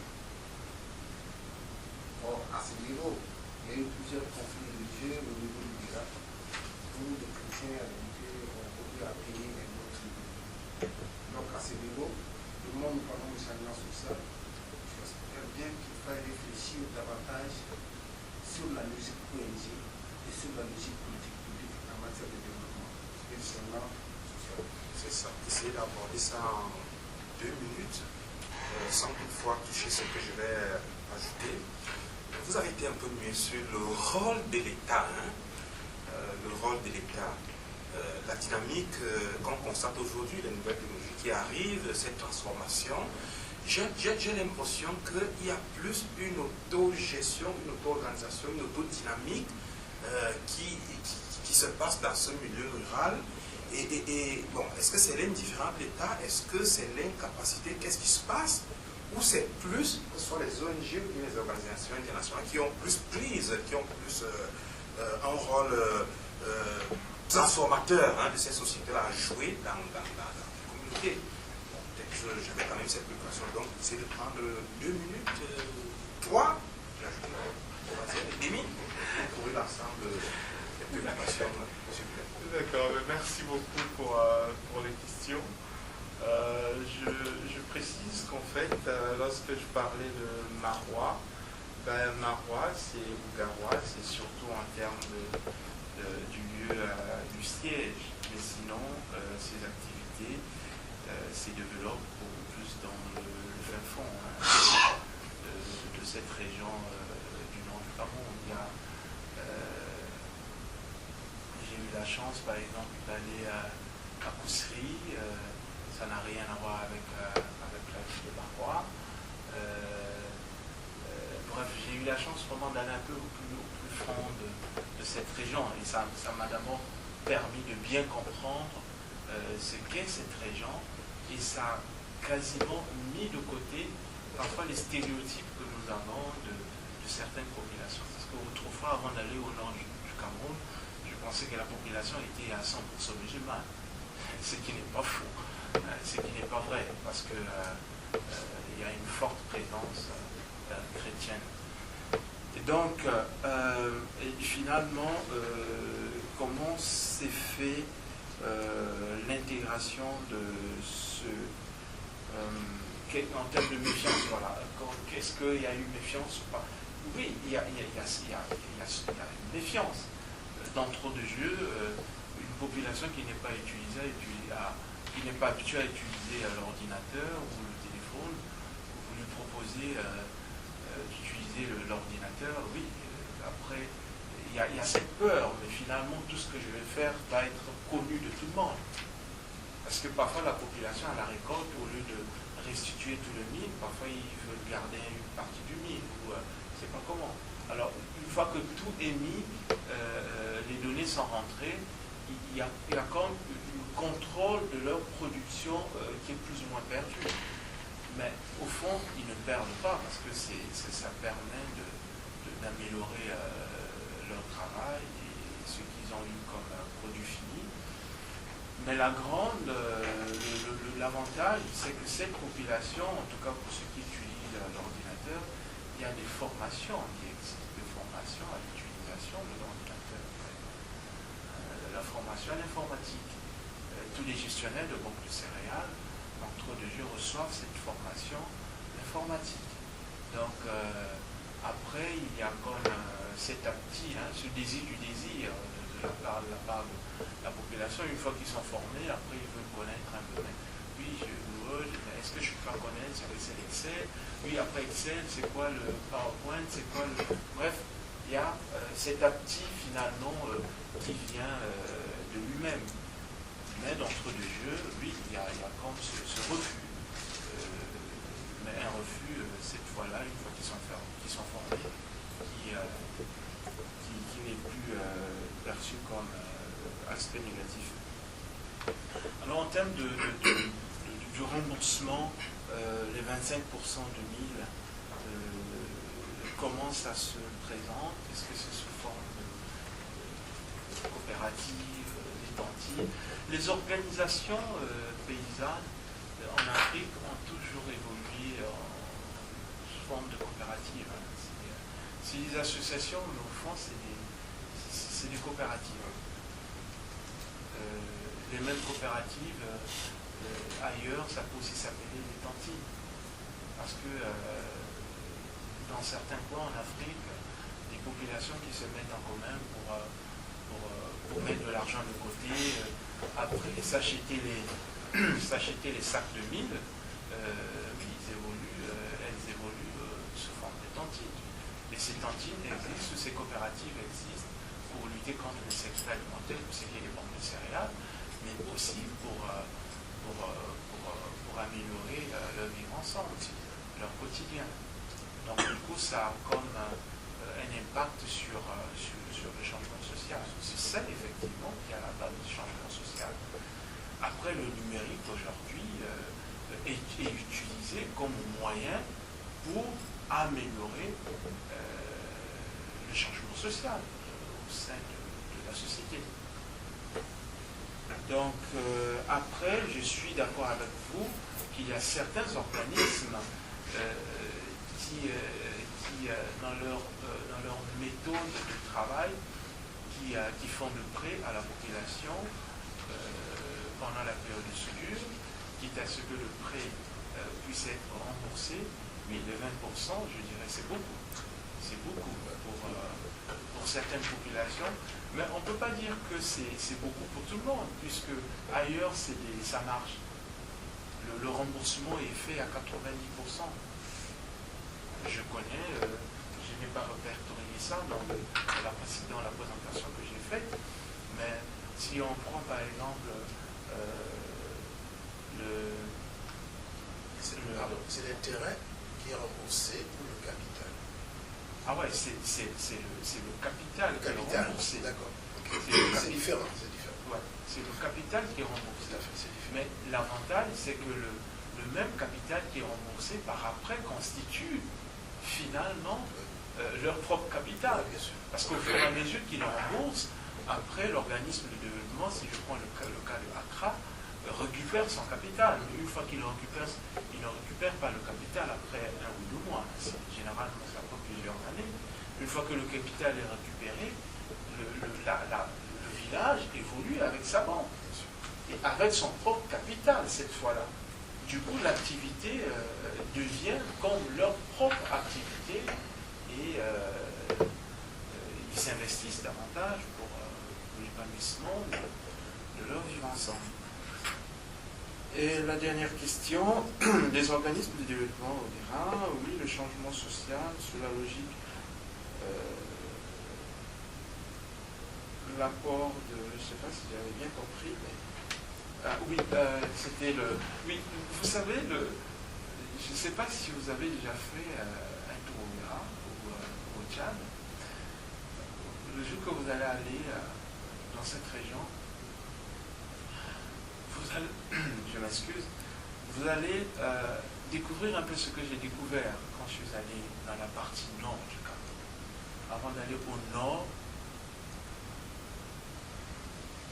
j'ai cru que toute la partie septentrionale du nord, du Tchad, du Cameroun, toute la partie septentrionale du Cameroun, la population était à 100% musulmane. Après, quand je suis parti sur le terrain, je me suis rendu compte qu'il y a une forte chrétienté. Et la population n'est pas seulement musulmane, il y a les animistes qui sont sur le terrain. Et au Tchad, il y a un culte aux esprits qui existe jusqu'aujourd'hui, ça s'appelle la Margaï. C'est le culte des esprits, et ce culte perdure jusqu'aujourd'hui. Même le musulman qui se dit à 100% musulman, qui se reconnaît musulman à 100%, c'est le même pratique ce culte aux esprits quand il est confronté à des problèmes sérieux, familiaux. Donc, oui, la population, elle est musulmane de façon un peu générale, mais vous avez des chrétiens sur le terrain, vous avez des animistes sur le terrain, et il y a comme du donner et du recevoir, comme dirait Mauss, c'est comme voilà, du donner et du recevoir, du don contre don, dans leur manière de vivre. Le musulman fait partie de la même cellule de gestion de la banque de céréales avec le chrétien, et le chrétien travaille en commun accord avec l'animiste.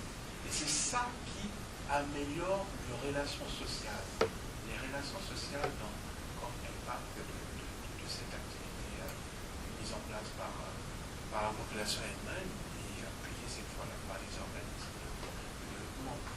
Donc je dirais personnellement, oui, il y a un apport positif.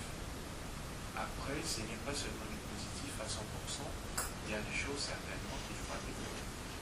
En termes de méthode, par exemple, il faudrait à 25%, c'est trop. Peut-être qu'il faut concevoir d'autres méthodes pour lutter contre l'insécurité alimentaire ou pour faire face contre les problèmes sociaux qui se posent de façon, disons, qui se posent avec l'appui.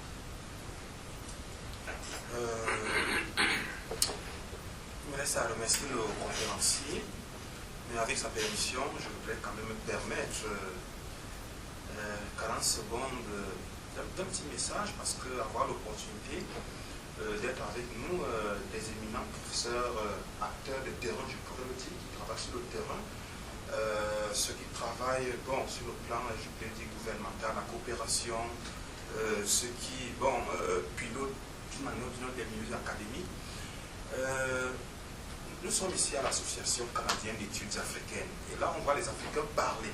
Combien de fois j'ai suivi à cette conférence, je connais personnellement le milieu, je connais personnellement le terrain, je connais personnellement la réalité. Ce serait davantage au niveau de l'Afrique de faire une connexion assez étroite entre le milieu académique et les réalités des organisations locales. Et que, bon, mais voilà, ce qui se passe sur le terrain, comme on vient de le voir au cours de cette conférence, que les impacts réels puissent être non seulement mesurés, mais ramener ça, toute la structure de manière à la formaliser, pourquoi ne pas l'institutionnaliser? Et que, bon, ce genre d'expérience puisse non seulement servir le développement, mais constituer une espèce de banque, c'est une force, parce que là, ramener ce local à l'international, pourquoi pas? Hein, on ne le dira jamais assez. L'Afrique possède les forces, possède les valeurs, possède du potentiel. Il faudrait, n'est-ce pas, finalement que ce local-là devienne global, ou alors globaliser le local. Alors donc, merci sincèrement de cette conférence qui est reconnue. Et donc, on vous remercie sincèrement.